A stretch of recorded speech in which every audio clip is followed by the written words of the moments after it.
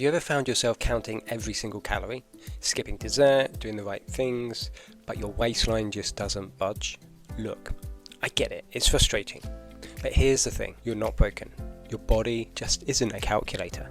It's designed for survival, not a spreadsheet. And when you try the whole calories in, calories out thing, your body just doesn't play along. It feels like it fights you every step of the way. And that's because it's built to adapt, not to follow linear rules. It's simply adapting to your new calorie regime.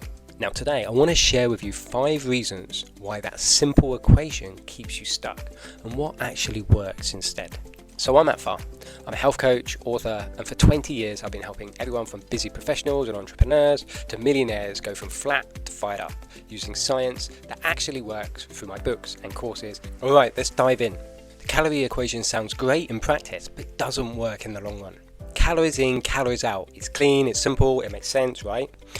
But in practice, it's like telling someone who's broke to just have more money.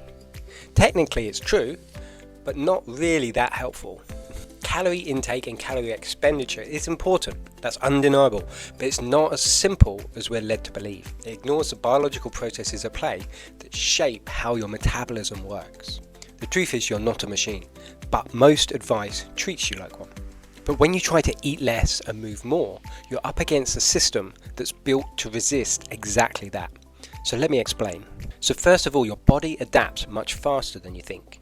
Cut your calories and your body doesn't just accept it, it adapts often very aggressively. For example, your metabolism slows down, you might fidget less, you might even blink less, and I'm being serious. Your thyroid hormones responsible for your metabolic rate might drop, your leptin levels responsible for regulating your fat cells might tank, your mitochondria responsible for the energy needed by every one of your trillion cells can start to shut down, and your muscle tissue starts to break down, and suddenly you're hungrier, colder and more tired than before. These are just some of the metabolic adaptations that take place when you rely on a calorie cutting approach. You can think of it as your body's battery saver mode. Remember those Biggest Loser contestants? Years after the show, their bodies are still burning hundreds fewer calories per day, even when their weights return to what they were originally. You see, the body learns to survive on less. And if you're stressed or inflamed, this kicks in even harder. So what's the solution? If you do look to cut calories, don't go extreme. That's when the metabolic damage is done. Use a gentle deficit, maybe 10 to 15% below your maintenance. Keep protein levels high and lift weights. Stay active. All of this will help to safeguard your metabolism. And every few weeks, take a diet break, just to allow your metabolism to catch up. But there's much more, so let's dive in deeper. Not all calories are created equal. This is where most diets fall apart. A calorie from a chicken breast doesn't behave like a calorie from a donut. Protein keeps you full for hours. It actually burns energy just by being digested. This is what's called the thermogenic effect. Another example is fibre. It slows everything down, keeps cravings in check, and feeds your gut bacteria that play important roles in regulating everything from your hormones to your immune system. Ultra-processed foods, on the other hand, they generally lack protein, fibre and a plethora of micronutrients. As a result, they spike your blood sugar levels, they crash it an hour later, and have you tearing through cupboards looking for more. Another example is healthy fats. Nuts, olive oil, avocado, butter. They keep you satisfied, they stabilise your blood sugar, they keep your brain and mood healthy, and they provide vital building blocks for your hormones and cells. You see, it's not just about calories. It's about the hormonal signals your food sends. GLP-1 says, I'm full. Ghrelin screams, feed me now. Insulin tries to keep everything balanced. But when you are uber focused on calories, you ignore all the other roles that nutrients play in your health, just to hit your calorie targets. But here's what you aren't told. When you get your food choices right, your body naturally wants to eat less. And here's a wild stat. In a major NIH study, people eating processed foods consumed about 500 extra calories per day without even realizing it. Same calorie targets on paper, but totally different outcomes. The takeaway here is that food quality matters a lot. A calorie is not just a calorie. Next, food timing. When you eat changes everything. Your body runs on a natural 24-hour rhythm. A meal at 7 AM gets processed completely different than one consumed at 11 PM. You're most insulin sensitive in the morning, which means your body handles food more efficiently, and at night you're much more insulin resistant. Late night eating messes with your sugar levels, sleep, triggers cravings the next day, and leaves you dragging. Calories in, calories out ignores all of this. But research shows that eating a bigger breakfast, a lighter dinner, and closing the kitchen 2 to 3 hours before bed actually boosts weight loss and energy. Try eating all of your food within a 10 to 12 hour window. Now, if you're finding this video helpful so far, please give it a thumbs up. It really helps with the algorithm so more people can benefit from what I'm sharing here. And subscribe for more videos like this. Next, let's talk about your gut microbiome. Deep in your gut, you've got trillions of bacteria that feed on what you eat. More plant diversity feeds the good bacteria, which sends "I'm satisfied" signals to your brain. But processed foods loaded with emulsifiers, artificial sweeteners, even chemicals from packaging can inflame your gut, disrupt the delicate microbiome balance, ramp up hunger, and make losing weight so much harder.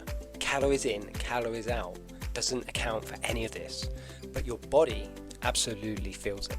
And finally, here's something that might shock you. The food industry actually designs your cravings. If calories in and calories out was the whole story, every time you overate, it will be down to your own fault. But here's the thing, that's exactly what the food industry wants you to think.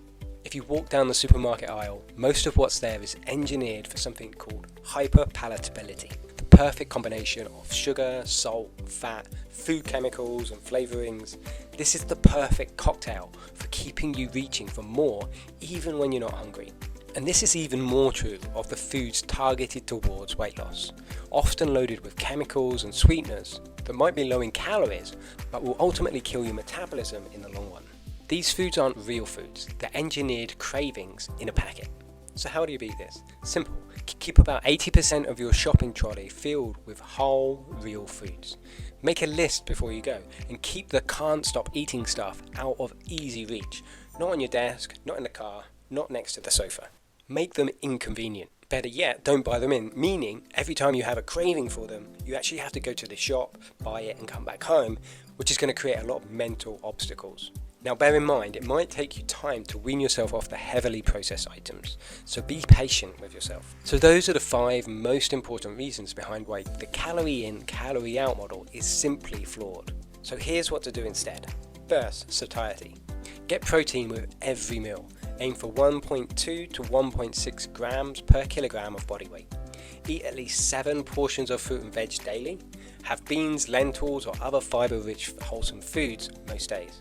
Keep ultra-processed stuff as on occasional things, not a daily habit.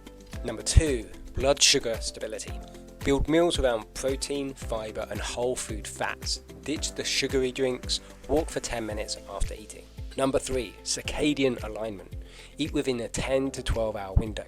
Go bigger at breakfast, lighter at dinner, and stop eating 2 to 3 hours before bed. Prioritize 7 to 9 hours of sleep. Wind down before sleep with your phone off and lights on low. Number 4, metabolic conditioning. Strength train 2 to 3 times a week. Move daily, aim for at least 7 to 10,000 steps a day to get plenty of daylight exposure and take regular breaks. For more specific details on each of these points, check out some of my other videos on the channel. And one last thing, lasting fat loss isn't simply about eating less and moving more.